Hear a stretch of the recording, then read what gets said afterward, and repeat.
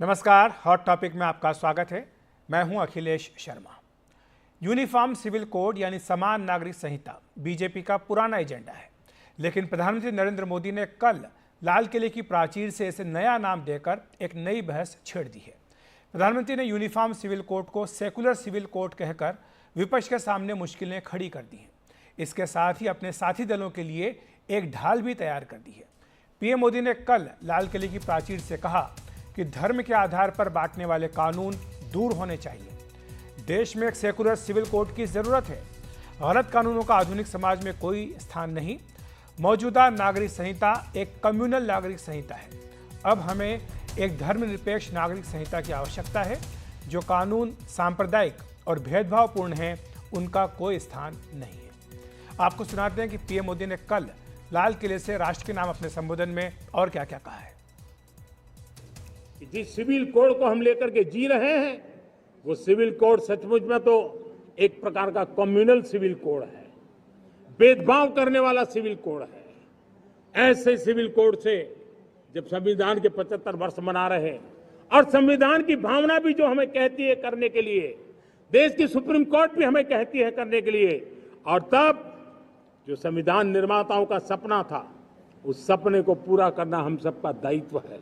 और मैं मानता हूं इस गंभीर विषय पर देश में चर्चा हो, व्यापक चर्चा हो, हर कोई अपने विचारों को लेकर के आए और उन कानूनों को,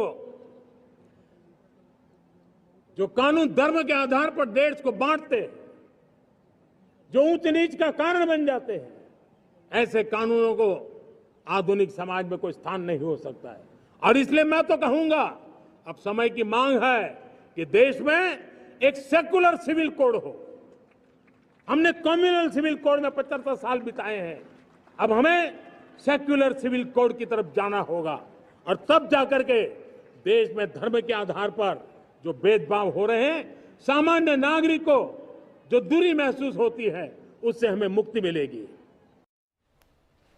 और जाहिर सी बात है कि पीएम मोदी के इस बयान के बाद राजनीतिक बहस भी तेज हो गई है। अखिलेश यादव समाजवादी पार्टी के प्रमुख हैं। उन्होंने कहा कि इस बारे में जो बहस चल रही है, ये काफी लंबी है। यूसीसी लाना जरूरी है, देश में यूसीसी लाना जरूरी है। देखिए, सबसे बड़ा सवाल देश के सामने यही है कि महंगाई कम हो, बेरोजगारों को रोजगार मिले, और समाजवादी लोग जो सपना देख रहे हैं कि समाजवादी समाज बने, सबके हिस्सेदारी हो, हमारा समाज समृद्ध बने, ये नहीं कि कुछ लोगों के हिस्से में सब कुछ आ जाए। एक प्रोग्रेसिव स्टेट बने। प्रोग्रेसिव कैसे हम योजनाएं लागू कर सकें, लोगों के बीच में प्रॉस्पेरिटी कैसे ला कर सकें, खुशहाली कैसे ला सकें, लोगों के बीच में हम संपन्नता कैसे ला सकें, ये बड़ा सवाल है। और हर जाति को उसका अधिकार मिले, उसको सम्मान मिले, ये आज के समय की जरूरत है। वहीं केंद्रीय मंत्री गिरिराज सिंह ने कहा कि देश को सेकुलर सिविल कोड की जरूरत है। ये कॉमन सिविल कोड शरिया कानून को जिंदा रखा, 3 तलाक को जिंदा रखा। धन्य मोदी जो उसको खत्म किया, नहीं तो ये तो कांग्रेस साहबानों केस में क्या था, ये कॉमनल यूसीसी था। अब आने वाले दिन में सेकुलर यूसीसी की जरूरत है देश को। वन नेशन वन इलेक्शन के लिए तैयार हैं आप लोग? देखिए, हम लोग तैयार नहीं, देश को तैयार होना पड़ेगा। तो आखिर है क्या, क्यों ये बहस छिड़ी है, और जिस तरह से कम्युनल सिविल कोड का नाम दिया है पीएम नरेंद्र मोदी ने, इसके क्या मायने हैं? क्या ये राजनीतिक जुमला है या इसके कुछ और भी गहरे मतलब है? इसी पर चर्चा करने के लिए हमारे साथ फैज़ान मुस्तफ़ा साहब हैं, जो कि संविधान के जानकार हैं। फैज़ान साहब, बहुत बहुत स्वागत है आपका एनडीटीवी इंडिया पर।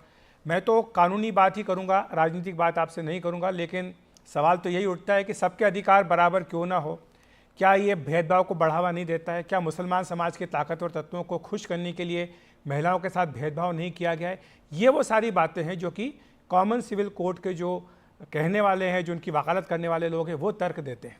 आपको क्या लगता है, ये जो बहस छेड़ने की बात अब हो रही है कि communal civil code, secular civil code, ये बहस में वाकई दम है और ये बहस अब आगे जाकर एक दिशा लेगी और निश्चित तौर पर ज़मीन पर उतारने के लिए इसके लिए एक माहौल बनेगा? अखिलेश, मैं सिर्फ संविधान की बात कर सकता हूं। जी। और राजनीति और राजनीतिक दांवपेच मुझको आते भी नहीं, ना उसकी कोई समझ है। देखिए, संविधान में एक आइडियल पेश किया कि एक यूनिफॉर्म सिविल कोड के लिए राज्य कोशिश करेगा।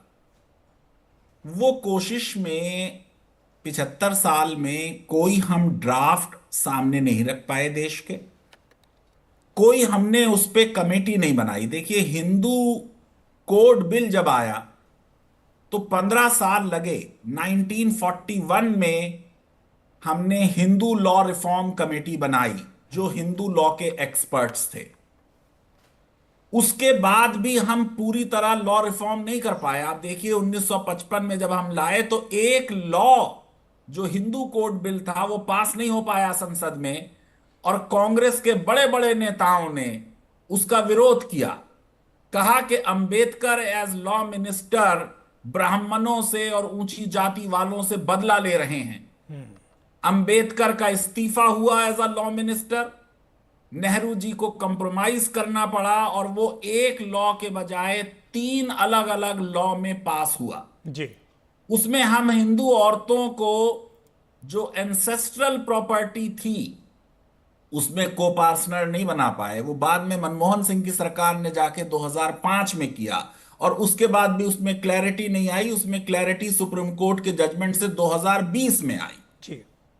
तो जो सरकारों की तरफ से यूनिफॉर्म सिविल कोड को लेकर पॉलिटिकल रीजन से कुछ कुछ बातें कभी कही गई, लेकिन कोई सीरियस एफर्ट जो होना चाहिए कि पहले उस पे डिफरेंट पर्सनल लॉस के एक्सपर्ट की, जैसे हमने हिंदू लॉ की कमेटी बनाई थी, ऐसी आप मुस्लिम लॉ की कमेटी बनाएं, फिर क्रिश्चियन लॉ की बने, और फिर दोबारा हिंदू लॉ की बनेगी। जब यूनिफॉर्म सिविल कोड बनेगी तो बहुत से जो आज प्रावधान हैं हिंदू मैरिज एक्ट के, जैसे कन्यादान, वो शायद नहीं रहेगा। या जैसे हिंदू सक्सेशन एक्ट में वसीयत करके आप अपनी पूरी प्रॉपर्टी बेटे को दे सकते हैं, बेटी को कुछ भी नहीं मिलेगा, जबकि आपने कानून में लिखा कि बेटा बेटी को बराबर मिलेगा। क्या हम इसके लिए तैयार हैं? क्या हिंदूज तैयार हैं? वो बात होगी। क्या कई जो मुस्लिम लॉ के अच्छे प्रावधान हैं, जैसे डावरी के बजाय डावर हो, या वसीयत सिर्फ 1/3 से ज्यादा की ना हो, क्या हम इसके लिए तैयार हैं? जी। देखिए, कोई भी कानून जो है वो यूनिफॉर्म सिविल कोड के नाम से नहीं पास होगा। जो इसका नाम होगा वो ना सेकुलर सिविल कोड होगा ना यूनिफॉर्म सिविल कोड होगा। इसका नाम इंडियन फैमिली कोड होगा या इंडियन सिविल कोड होगा। अजीब बात यह है कि सेकुलर वर्ड बदला जा रहा है और कोर्ट का नाम सेकुलर कहा गया। वो इंटरेस्टिंग बात है, क्योंकि सेकुलरिज्म पे आपको मालूम है कि राजनीतिक दलों की अलग अलग पोजीशन रही है। कुछ सेकुलरिज्म को माइनॉरिटीज का अपीजमेंट भी मानते रहे। जी, लेकिन फैजान साहब, जो बात आपने कही है, क्योंकि संविधान में ही इसका पूरा रास्ता छुपा है। आप जानते हैं कि संविधान तो इस बारे में स्पष्ट भी है। संविधान सभा में जो बहस हुई थी उसमें बाबा साहब अम्बेडकर ने जो बात कही थी वो भी देश की जनता के सामने उन्होंने कहा था कि 37 में जब तक मुस्लिम पर्सनल लॉ बोर्ड नहीं बनाया गया तब तक यूपी, सेंट्रल प्रोविंस या बॉम्बे में उत्तराधिकार के मामले में हिंदू कानून ही लागू होते थे। और उन्होंने ये भी कहा था कि यूसीसी को लागू करना आगे जाकर होना चाहिए, चाहे स्वैच्छिक ढंग से ही क्यों ना हो। भविष्य में संसद ऐसा प्रावधान कर सकती है कि जो इसे मानने के लिए तैयार हो ये उन पर लागू हो। और आप जानते हैं कि नीति निर्देशक सिद्धांत है उनमें जगह दी गई है। और साथ ही जो आर्टिकल 44 है, जिसका कि आपने भी जिक्र किया कि सरकार पूरे भारत में नागरिकों के लिए एक समान नागरिक संहिता सुनिश्चित करेगी। और जो आपने बात कही कि इस पर विचार मंथन समितियां ये बनाई जानी चाहिए, लेकिन कानून विधि आयोग जो है, आप जानते हैं फैजान साहब की कई बार अपनी रिपोर्ट दे चुका है। जो आखिरी रिपोर्ट आई थी उसमें तो ये कहा भी गया था कि ये अवांछनीय है, इसको लागू नहीं होना चाहिए। तो विधि आयोग की अपनी खुद की रिपोर्ट में लिखा गया है। और दूसरी तरफ एक उदाहरण हमारे सामने उत्तराखंड सरकार का, जहां पर कि यूनिफॉर्म सिविल कोड लाने से पहले लंबा विचार विमर्श किया गया, सभी स्टेक होल्डर से बातचीत की गई और अब जाकर के इसको पारित करके कानून की शक्ल देने की कोशिश की जा रही है। नहीं अखिलेश, देखिए, कई बातें जो आपने कही वो सही नहीं है। उत्तराखंड की जो कमेटी थी उसमें आपने जो पर्सनल लॉस के एक्सपर्ट्स थे उनको नहीं रखा आपने अच्छी तरीके से। वो ज्यादातर उसमें ब्यूरोक्रेट्स रहे और एक हाई कोर्ट की जज। देखिए, जो संविधान है उसको समझना जरूरी है। संविधान ने पर्सनल लॉज कॉन्करेंट लिस्ट में रखा। कॉन्करेंट लिस्ट का मतलब यह कि संसद भी उस पर कानून बनाएगी और जो 29 राज्य हैं वो भी कानून बनाएंगे। इसका मतलब 30 लॉ तो बन ही सकते हैं कम से कम, पर्सनल लॉ से रिलेटेड मैटर्स, मैरिज पर, डिवोर्स पर, सक्सेशन पर, इस पर। दूसरी चीज यह है कि आसान इसलिए नहीं है कि कम्युनल कहना तो खैर एक बात है इसका, अगर हिंदूज जो हैं वो अपने शास्त्रिक लॉ से अपनी शादी और अपने डिवोर्स करते हैं या अपना सक्सेशन करते हैं, या मुसलमान, कम्युनलिज्म एक निगेटिव टर्म की तरह देश में यूज होता रहा है, जिसमें आप दूसरे को उसके रिलीजन या उसकी कम्युनिटी की वजह से आपस में उनमें तनाव पैदा हो। अगर कोई अपने दिए हुए धर्म के लॉ को मान रहा है तो वो समाज के लिए अच्छा है या बुरा, वो अलग इशू है। मैंने बार बार ये बात लिखी है कि आप लॉ अलग अलग भी रखें, लेकिन जितने भी लॉज होंगे वो सब के सब संविधान के ऐन मुताबिक होंगे, उन सब में जेंडर जस्टिस होगा। तो यूनिफॉर्म लॉ होना, एक लॉ होना जरूरी नहीं है, लॉ अलग अलग हो सकते हैं, लेकिन सब के सब लॉ संवैधानिक तौर से समानता के अधिकार को ध्यान में रख के बनाए गए हों। अब देखिए, ऑलरेडी मेजर पार्ट जो हमारे सिविल लॉ का है वो तो आप कहते हैं ट्रांसफर ऑफ प्रॉपर्टी एक है, सिविल प्रोसीजर कोड एक है, सेल ऑफ गुड्स एक है, इंडियन कॉन्ट्रैक्ट एक है। तो बहुत छोटा हिस्सा है सिविल मैटर्स का जो लोगों की पर्सनल मामलात का है कि वो शादी कैसे करेंगे या उनकी प्रॉपर्टी कैसे बटेगी, जो गवर्न हो रहा है। उसमें भी पर्सनल लॉ का भी बहुत बड़ा हिस्सा ऐसा है जो ऑलरेडी सरकार उन पे लॉ बनाती है। जैसे वक्फ, अभी बहस चल रही है देश में, वक्फ पर लगातार कानून बनते रहे, तकरीबन 25-26 कानून इंडिपेंडेंस से पहले भी और स्वतंत्रता के बाद भी विभिन्न राज्यों ने भी और केंद्र ने भी बार बार बनाए हैं। 1995 में बनाया, फिर संशोधन हुआ 2013 में, अब फिर से एक बिल 2024 में आया है। तो पर्सनल लॉ का कुछ हिस्सा जो है वो अनकोडिफाइड है, कुछ हिस्सा ऐसा है जिस पे संसद ने कानून बनाए हैं, जैसे कि डिवोर्स पे बनाया, अभी मैरिज पे, ट्रिपल डिवोर्स पे बनाया, वो सब पर्सनल लॉ का हिस्सा है जी। इसी तरह पर्सनल लॉ में जो अदालतों के जजमेंट हैं वो भी पर्सनल लॉ है। जो इंडियन मुस्लिम पर्सनल लॉ है वो शरिया लॉ नहीं है डायरेक्टली, कोर्ट के जजमेंट उसका हिस्सा है। तो शाहबानो भी मुस्लिम पर्सनल लॉ का हिस्सा है। और आप देखिए, अभी भी सुप्रीम कोर्ट ने कहा चंद हफ्ते पहले, और 2002 में भी डैनियल लतीफी में भी कहा, जो लॉ शाहबानों को पलटने के लिए मुसलमान उलेमा ने बनवाया था, उसके बारे में सुप्रीम कोर्ट ने कह दिया कि यह शाहबानों को नहीं पलटता। और मैं आपको बता रहा हूं कि वो शाहबानों से भी ज्यादा सख्त लॉ है मर्दों के खिलाफ। तो बेसिकली बात यह है कि आप डायरेक्टिव प्रिंसिपल्स बहुत से हैं, आप किन डायरेक्टिव प्रिंसिपल्स का जिक्र सुनते हो? सिर्फ दो का, काउ स्लॉटर और यूनिफॉर्म सिविल कोड जी। एक डायरेक्टिव प्रिंसिपल यह भी तो है कि जो कंसंट्रेशन ऑफ वेल्थ ना हो, कम्युनिटी रिसोर्सेज ऐसे डिस्ट्रीब्यूट हों कि उससे आम नागरिकों में वो हो, लिविंग वेजेस मिले लोगों को। तो हम और डायरेक्टिव प्रिंसिपल्स जो हैं उनकी बात नहीं करते हैं। बिल्कुल, जो जब जिसकी सुविधा होती है उसी तर्क का जिक्र किया जाता है। बहरहाल शुक्रिया आपका फैजान साहब हमारे साथ जुड़ने के लिए, विस्तार से समझाने के लिए इस पूरे मुद्दे को। हम एक छोटा सा ब्रेक ले रहे हैं, ब्रेक के बाद तुरंत हाजिर होते हैं।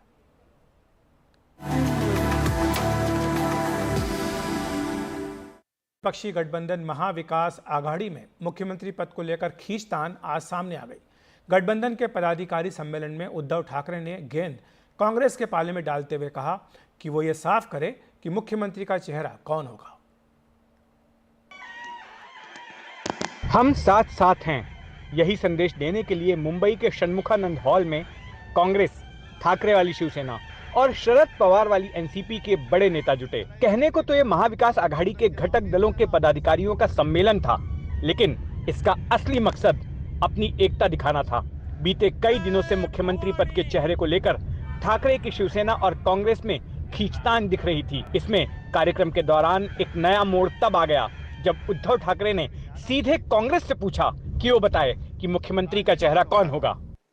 मी आज सगळ्यांसमोर स्वच्छ सांगतो, मैं आज आप सभी के सामने कहना चाहता हूं कि पृथ्वीराज चौहान हो या शरद पवार जी, आप आज अभी अपना मुख्यमंत्री पद का उम्मीदवार घोषित करो। उद्धव ठाकरे को उससे समर्थन होगा। त्या अनुभवाचा पुन्हा जो अनुभव मुझे सेना बीजेपी की युति में हुआ उसे मैं दोहराना नहीं चाहता। मग अशाच बैठका व्हायच्या। हम भी बैठकों में तय किया करते थे कि जिसकी सीटें ज्यादा उसका मुख्यमंत्री, लेकिन इससे होता यह था कि युति की सीटें ज्यादा लाने के बजाय एक दूसरे की सीट गिराने में ज्यादा काम होता था। इसीलिए मैं कहना चाहता हूं कि अभी तय करो मुख्यमंत्री का उम्मीदवार कौन होगा और फिर आगे बढ़ो। ज्याच्या जागा जास्त होतील नाही, आधी ठरवा आणि चला पुढे। ऐसी उम्मीद जताई जा रही थी कि इस कार्यक्रम में सीएम पद के चेहरे का ऐलान होगा। बीते चंद दिनों से ठाकरे सेना के सांसद संजय राउत उद्धव ठाकरे को बतौर सीएम के उम्मीदवार के तौर पर पेश कर रहे थे और ये बात कांग्रेस को नागवार गुजर रही थी। महाराष्ट्र कांग्रेस के प्रमुख नाना पटोले ने इस मौके पर कहा कि गठबंधन की प्राथमिकता चुनाव में बहुमत हासिल करना है। मुख्यमंत्री तीनों पार्टियों के नेता मिलकर तय करेंगे। या भ्रष्टाचारी सरकारला महाराष्ट्र धर्म और स्वाभिमान बेचने वाले इस भ्रष्टाचारी सरकार को हटाना है और ईमानदार जनता के लिए महाविकास अघाड़ी की सरकार बनाना है। मुख्यमंत्री कौन बनेगा ये सारे वरिष्ठ नेता तय करेंगे। मेरा और आपका ये काम नहीं है और इसीलिए महाराष्ट्र में महाविकास अघाड़ी की बहुमत वाली सरकार लाने का संकल्प करके हमें आगे बढ़ना होगा। एक बहुमताचं सरकार आणण्याचा संकल्प करून या ठिकाणी तो आपण सगळे जाऊ असा विश्वास मी या ठिकाणी व्यक्त करतो। प्रधानमंत्री के राज्यसभा में न जाने और राहुल गांधी को लाल किले पर स्वतंत्रता दिवस के समारोह में 5वीं पंक्ति में बिठाने की मिसाल देकर शरद पवार ने आरोप लगाया कि संविधान खतरे में है और उसे बचाने के लिए सभी विपक्षी दलों का साथ रहना जरूरी है। लोकसभा चुनाव में संविधान बचाव की भूमिका हमने ली थी, उसमें कुछ हद तक हम कामयाब रहे, लेकिन इसका मतलब संविधान पर जो संकट है वो पूरी तरह से टला, ऐसा नहीं कह सकते। और इसका मुख्य कारण आज देश का कारोबार जिनके हाथ में है, उनका संविधात्मक संस्था और विचारधारा इनके प्रति आस्था न होने का है। प्रधानमंत्री की प्रतिष्ठा जैसी रखनी चाहिए उतनी प्रतिष्ठा देश के विरोधी पक्ष नेता की रखनी चाहिए। कल 15 अगस्त स्वतंत्रता दिवस के कार्यक्रम में देश के विरोधी पक्ष नेता को पिछली पंक्तियों में बिठाया था। राहुल गांधी जी की प्रतिष्ठा रखी जाएगी, ऐसी अपेक्षा रखना भी ठीक नहीं होगा। इसका मुख्य कारण लोकशाही के संस्थानों पर बिल्कुल विश्वास न करने वाले राज्यकर्ता आज देश की सत्ता में बैठे हैं। संविधानात्मक संस्था, विचारधारा आणि चतुर्य यांच्या सवयीचे असणे। महाराष्ट्र की सत्ताधारी महायुति की ओर से महिलाओं के लिए शुरू की गई लाडली बहन योजना का जिक्र कई बार कार्यक्रम में हुआ। सभी नेताओं ने अपने पदाधिकारियों से अपील की कि वो लोगों के बीच जाकर उनको समझाए कि महायुति की सरकार अपने पार्टी फंड से महिलाओं को पैसा नहीं दे रही, ये आम लोगों का टैक्स का पैसा है। कहने को तो ये मौका एकता प्रदर्शन का था, लेकिन महाविकास आघाड़ी के दोनों दल मुख्यमंत्री पद के चेहरे को लेकर आमने सामने आ गए। दरअसल ठाकरे वाली शिवसेना को ऐसा लगता है कि लोकसभा चुनाव में जिस तरह से कांग्रेस का प्रदर्शन रहा, अगर वैसा ही विधानसभा चुनाव में रहा और अगर इस फॉर्मूले पर अमल किया गया कि जिसके ज़्यादा विधायक उसका मुख्यमंत्री, तो उनके हाथ से मुख्यमंत्री पद का मामला जो है वो खिसक सकता है। लिहाजा जो फॉर्मूला शिवसेना कभी बीजेपी के साथ अपनाती थी कि केंद्र में बीजेपी और महाराष्ट्र में शिवसेना, उसी तरह से वो चाहती है कि इस विधानसभा चुनाव में ये तय हो जाए कि केंद्र में कांग्रेस लेकिन महाराष्ट्र में शिवसेना होगी, इसलिए वो कांग्रेस पर दबाव बनाती हुई दिख रही है। कैमरा पर्सन राजेंद्र दयालकर और मेरे सहयोगी जितेंद्र दीक्षित के साथ रौनक कुकड़े, एनडीटीवी इंडिया के लिए। तो हॉट टॉपिक में आज इतना ही। नमस्कार।